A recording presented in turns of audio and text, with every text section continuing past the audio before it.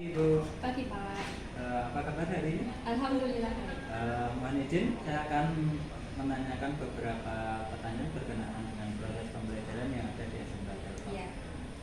Baik, yang pertama, bagaimana penguasaan peserta didik dalam menerima materi dari guru pada saat kegiatan belajar mengajar di kelas? Oke, untuk penerimaan materi setiap anak tentu saja berbeda Pak.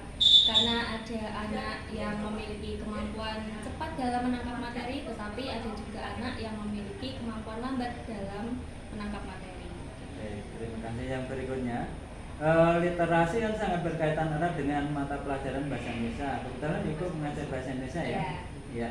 Sejauh mana upaya yang dilakukan Ibu selaku guru mata pelajaran bahasa Indonesia untuk meningkatkan kemampuan serta budaya literasi bagi peserta didik? Oke, untuk literasi sendiri, saya dan teman-teman guru bahasa Indonesia di SMK Telkom itu setuju untuk mengadakan program literasi setiap minggunya. Jadi, setiap minggu di awal pelajaran, siswa itu disisihkan waktunya 15 menit untuk membaca buku bacaan, apapun bacaannya.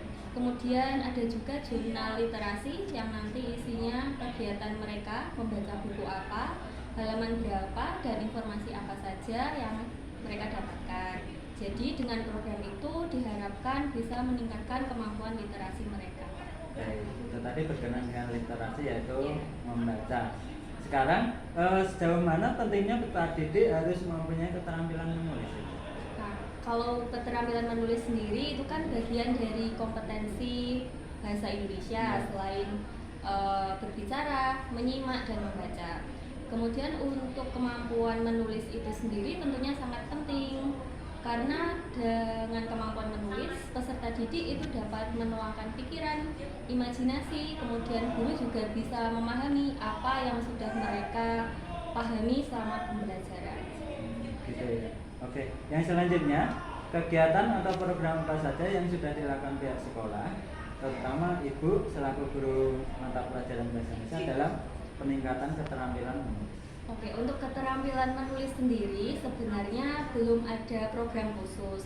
Tetapi kalau untuk saya sendiri, saya menekankan pada siswa setiap menulis apapun, terutama tugas, itu harus menggunakan bahasa Indonesia yang baik dan benar.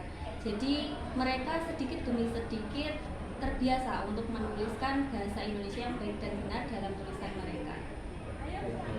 Kemudian, adakah kendala yang dihadapi peserta didik dalam menerima pada saat pembelajaran di kelas? Ada Bapak, ada satu peserta didik yang mengalami gangguan psikologis.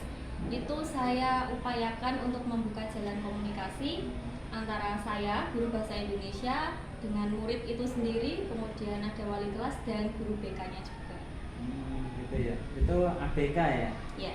Ya, untuk peserta didik yang APK itu sendiri sebenarnya pemberian nilai harian atau rapatnya itu ada kendala nggak itu? Pasti ada kendala Bapak, tapi karena saya sudah komunikasikan dengan wali kelas, guru BK dan juga anak bahkan orang tua murid itu sendiri, alhamdulillah sudah teratasi. Oke. Tadi menyinggung masalah wali kelas, di sini Ibu sebagai wali kelas? Iya, wali kelas. Oh ya. Oke. Selaku wali kelas, upaya apa saja yang Ibu lakukan dalam membangun relasi harmonis dengan peserta didik maupun wali murid? Ya, saya menekankan kepada anak wali saya, kebetulan sekarang kelas 11, itu saya menekankan bahwa saya adalah pengganti orang tua mereka. Jadi apapun masalahnya, kalian bisa cerita ke saya sehingga saya juga bisa memberi saran dan solusi begitu Pak. Oh gitu, sekarang berkenaan dengan model pembelajaran inovatif. Nah, ini model pembelajaran inovatif yang bagaimana yang Ibu terapkan dalam melakukan pembelajaran di kelas? Untuk pembelajaran inovatif, saya beberapa kali melakukan games atau permainan.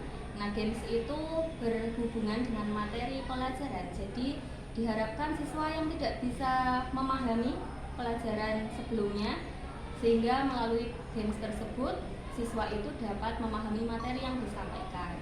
Ya, selanjutnya kendala apa saja yang Ibu alami pada saat menerapkan pembelajaran HOS? Oke, kendala yang dialami adalah kemampuan peserta didik dalam menangkap materi. Karena ada beberapa peserta didik yang sudah bisa melakukan hoax, tapi ada juga peserta didik yang belum bisa. Jadi harus adil begitu Pak. Gitu. Oke. Yang terakhir ini, teknologi apa saja yang Ibu gunakan dalam pembelajaran di kelas? Teknologinya saya menggunakan PPT, laptop, LCD. Kemudian ada juga peserta didik saya ini perintahkan membuat video terkait pembelajaran. Baik Ibu, itu tadi pertanyaan dari kami dengan Ibu Ivana ya. Ya. Terima kasih atas waktu yang diberikan, sukses untuk kita semua. Iya, terima kasih Pak.